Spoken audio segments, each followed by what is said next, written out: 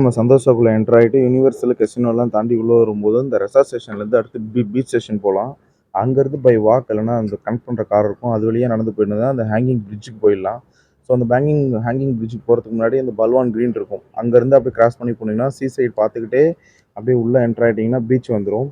So ரொம்ப நல்லாயிருக்கும். ஃபேமிலிஸோட பயங்கரமா அங்க டைம் ஸ்பெண்ட் பண்ணி எல்லாம் என்ஜாய் பண்ணிட்டு இருப்பாங்க.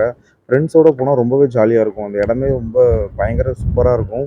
சைல்டுக்கும் தனியா அந்த இடத்துல ஒதுக்கியிருப்பாங்க. அவங்க கேம்ஸ் விளையாடுறதுக்கு. ஸோ அதெல்லாம் பே பண்ணி உள்ள போணும்.